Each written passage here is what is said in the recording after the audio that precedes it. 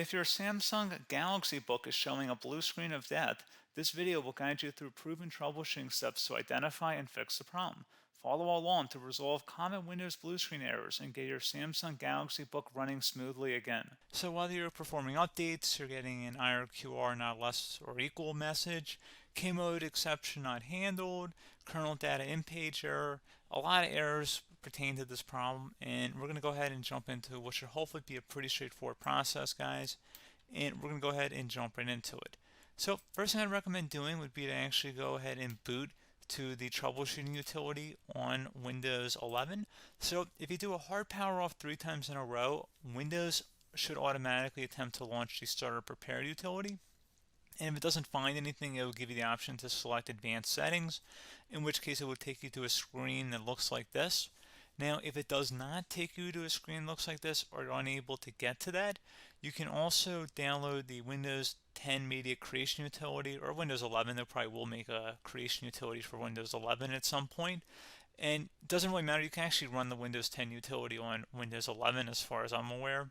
And you should be able to run the troubleshooting utilities built in within it. So you just would go ahead and download it to an ISO file and then burn it to a DVD or USB. It'd have to be about 4 gigabytes or more. It couldn't be a small USB flash drive, and it couldn't be a CD. It'd have to be a DVD. And then you'd boot your computer from it.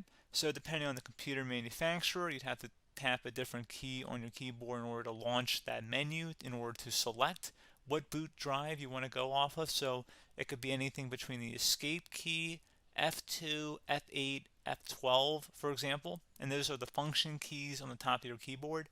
So you may have to just do a little bit of trial and error. Shouldn't take you more than a couple minutes. Googling it would probably be best before you even begin.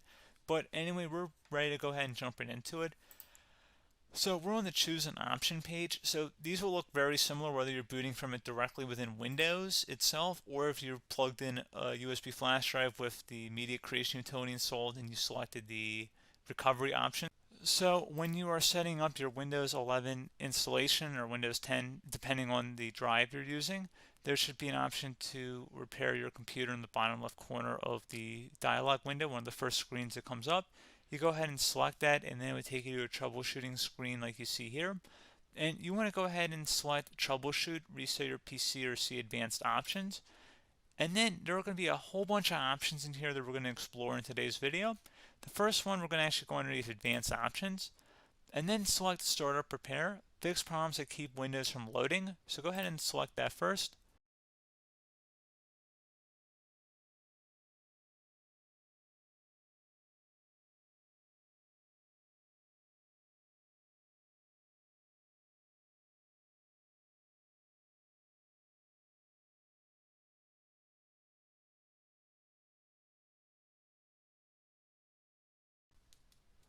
Okay, so you can see it could now repair our PC.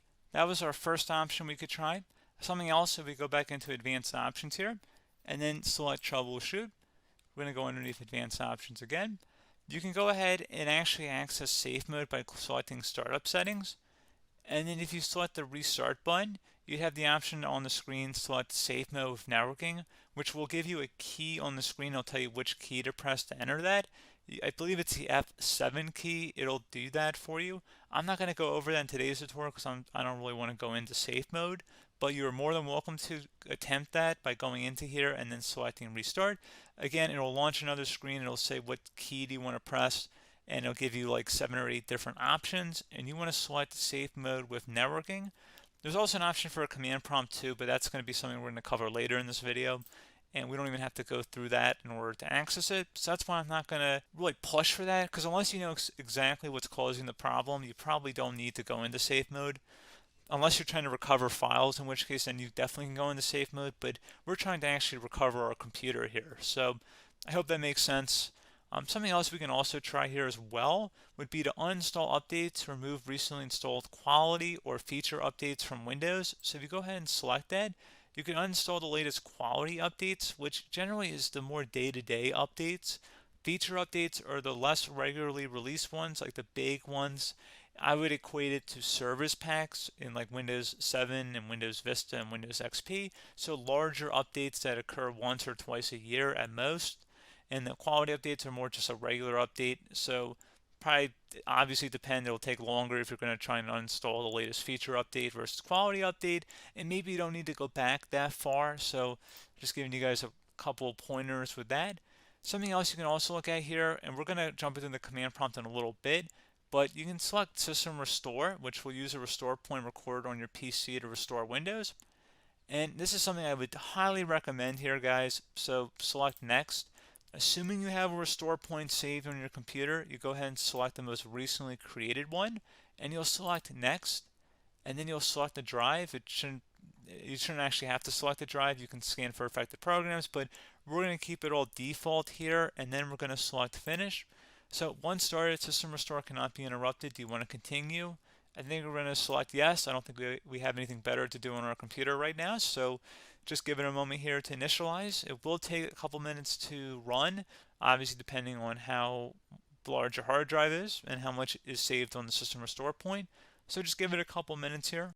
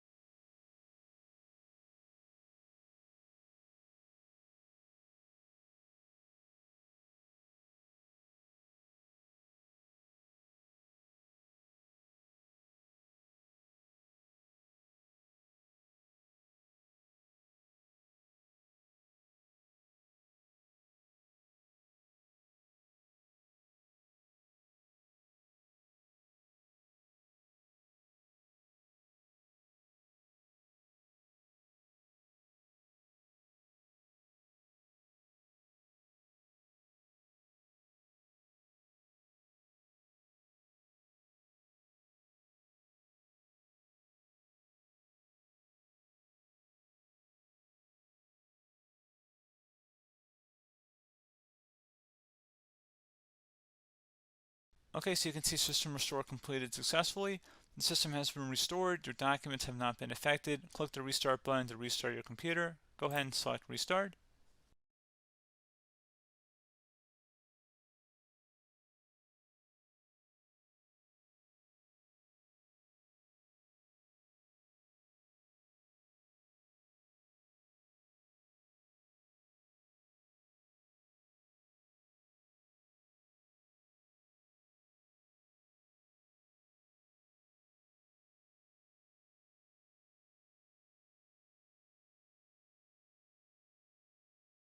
Okay, so you can see the system has been restored successfully. We're going to go over a couple different methods in addition to that if that did not work. So I'm just going to pause the video and we're going to start back on the recovery screen that we started with. Okay, so a couple other things we can try here too. If you go back into troubleshoot, you can select reset your PC, allow you choose to keep or remove your personal files and then reinstalls Windows. You can select to keep my files, which will remove apps and settings but keeps your personal files. You can also select remove everything, which will remove all of your personal files, apps, and settings. So this is more of a factory reset, the second option here. First option, it should not delete all of your personal files. However, it will pretty much clear most of your programs. And keep in mind, there's no guarantee that your information, number one, is even still available and easily recoverable on your computer to the point that you actually would be able to recover anything.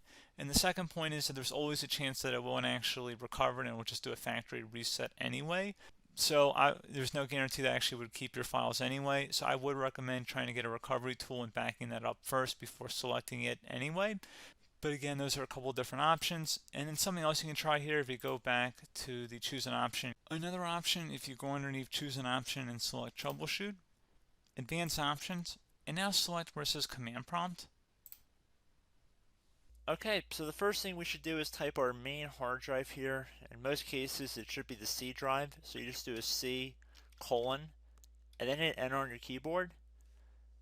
So once you're underneath the C drive, we're going to type in dir and then hit enter on your keyboard. It should have program files, users, and Windows all in there. That's how you know you're in the right directory.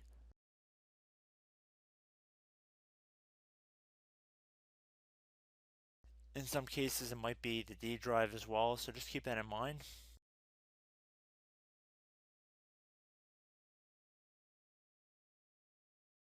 Next thing we're going to do is type in cd space /Windows /system32 /config, and then you're going to hit enter on your keyboard.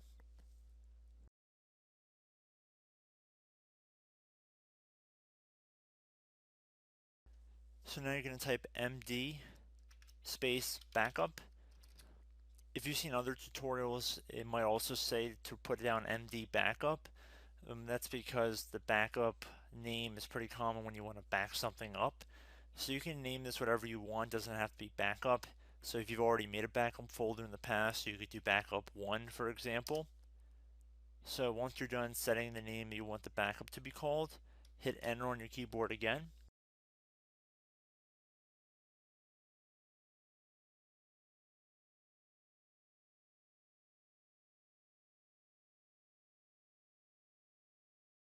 At this point you want to type copy, C-O-P-Y, space, then you want to do the star symbol above the 8 key, then do a period or a dot, whatever you want to call it, then another star sign, and then another space, and then type backup, and then hit enter on your keyboard.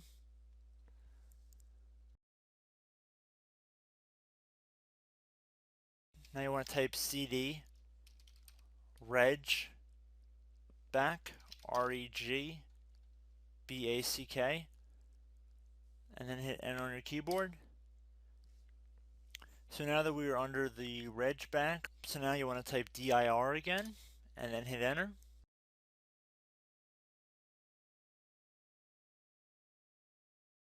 So now at this point we're going to type copy again. So copy, space, star sign, dot, another star sign, space, and then 2 dots. So we're going to type copy, space, star sign, dot, sign, star sign, dot, dot, and then hit enter on your keyboard again. So for overwrite, you want to overwrite all. So type A on your keyboard, so capital A, and then hit enter on your keyboard.